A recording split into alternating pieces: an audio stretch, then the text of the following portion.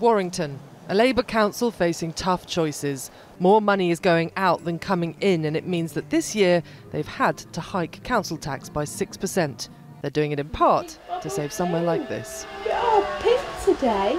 It's the Play and Sensory Centre for people with disabilities. If it got cut that she wouldn't have friends to see, it's only like us going to a group to see our friends. It's just the same for them. And she comes and meets her friends. She needs it. She does. They all do.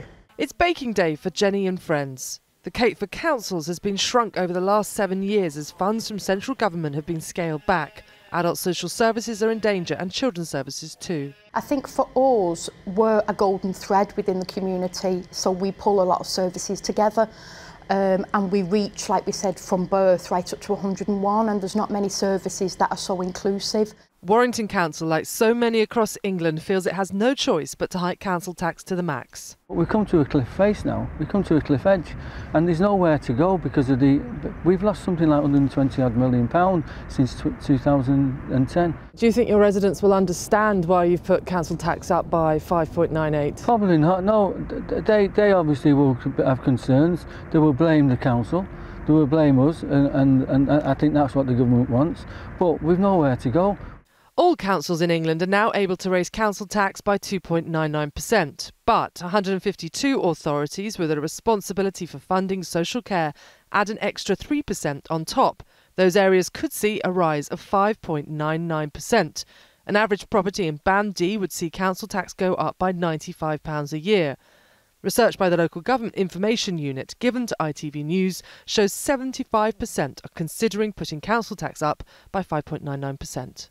We've seen councils caught in a sort of double vice. They have shrinking resource, their funding has been cut over the last 8 years, and they have rising demand in key areas like elderly care, we have an ageing population, and in children's services. So between these pressures we find they're really struggling to make ends meet. We saw a council this week for the first time effectively declare bankruptcy.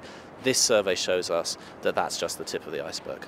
Council tax rises in Scotland haven't been ruled out, and there will be hikes in Wales too. In England, it's not just Labour councils, it's Tory councils like Surrey. Normally the pressures and the savings are increasing as the year goes on and you get to a balanced budget. This year, for the first time, actually we've started to go backwards a little bit. It's unsustainable.